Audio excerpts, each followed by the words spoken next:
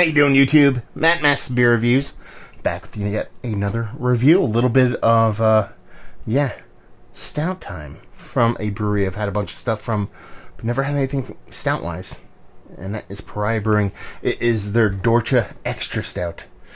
Yeah, kind of excited about this one. It looks like a coffee chocolate-based stout. What does it say on here? It says, "Embrace the darkness." What you're holding is a beer that predates the very existence of our little company. Originally brewed on our brewmaster's kitchen stove in 2010, it has remained approximately the same beer ever since. Damn near pitch black and hints of crimson red. It is chock full of deep notes of Baker's cocoa, and coffee. Proprietary yeast strain brings dark fruit aromas to the flavor party. That's rounded out by the addition of a fair trade cocoa nibs and the most chocolatey coffee we could get our hands on. Excellent when paired with stews, tiramisu, or simply used to make affogato. Yeah, that'd be that. Yeah, drink within 180 days of date code, and this was canned about 3 weeks ago. Let's see what this sucker has. Yeah, I'm kind of excited. Pariah sends me a bunch of stuff. At least probably about once a month. But it's always kind of hazies or kind of clear IPA or kettle sours, things of that ilk. I'm pretty sure this is the only sound I've ever had from these guys. Label-wise, it's actually pretty cool. I mean, I dig their labeling in general, but something about it, it's kind of cool.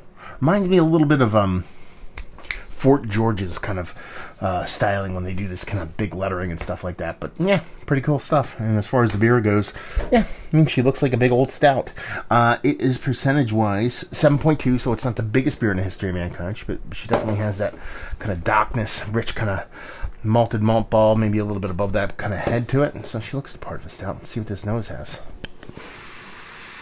I mean, that's all the chocolate. I mean, they talk about a lot of coffee notes here, too. It is really all the coffee. I mean, all the chocolate are belong to us on this one, because it's just chocolate on chocolate on chocolate. Semi-sweet chocolate, baker's chocolate, milk chocolate, the whole gamut.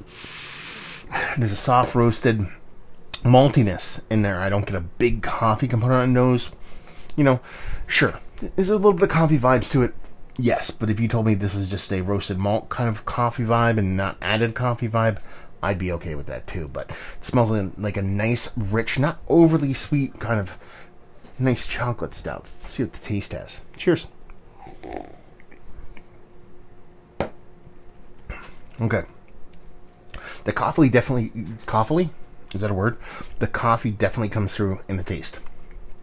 You're getting a nice bittering, roasted, kind of almost semi-dark roast kind of coffee. That chocolate is there in the taste, but not nearly as big as you would expect based off of the nose. It's kind of a nice balance between the coffee and the chocolate. There's a nice big roasted malt component. There's a little bit of bittering from that. What I assume is a little bit of bittering from hops. My biggest quip with this is just kind of lacks a little bit of mouthfeel. It's a little bit kind of porter-like, a little bit of soft, fluffy creaminess to it, but it finishes real quick. It kind of finishes flat, finishes thin, and just kind of makes you think you're drinking. They call it extra stout. It's almost like an export stout, the way it kind of comes off for me. And it drinks more like an old school kind of lower ABV stout, but this is coming at 7.2%. I'd expect there to be a little bit more density to it, and that's probably my biggest hang-up, like I said. In the grand scheme of things, I just want just a little bit more heftier body. But if you kind of push that to the side and talk about the beer as a whole, I like the way the coffee shows. It's not over the top. It's not. I wouldn't call it necessarily a coffee-forward beer, but there's coffee in there. It's definitely a nice chocolate beer. It's not the most chocolatey beer in the history of mankind, but it's definitely there. So it's doing all that nice. I don't get that metallic astringency that I tend to get on some of these kind of darker, relatively low ABV kind of beers. So it's made really well from that aspect. It's just if you're looking for that kind of nice, rich kind of accompaniment of a really delectable mouthfeel, that's kind of where this one kind of loses a little bit for me. But at the same time, still pretty damn tasty stuff. Let's talk about it. Is it one of the better coffee chocolate stouts I've had as late? Even with all that said, it's worthy of being in a conversation. Just not going to get towards the top. That mouthfeel needs to be there, and it's just a little bit lacking here. Value and availability, no idea. I mean, their price point is kind of market value for San Diego area, being where they are.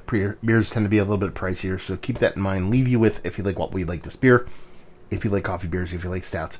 If you like those two components mixed together, but sometimes beers can weigh a little bit too heavy on your palate, this one's a little bit more drinkable. Some people might find it as a positive, but for me, I'd like a little bit more heft in a big, beefier beer like this. So there you go. Another review in the books. Hopefully you guys enjoyed it. Down there if you want to talk about it. Massive Beers if you want to check me out doing the social media stuff. Beer Massive. You want to check me out doing the whole podcasting thing, and hopefully you guys enjoyed the review. Hopefully you're enjoying a nice little, Dorcha Imperial Extra Stout. I added Imperial. They didn't. Hope to see you next time. Cheers.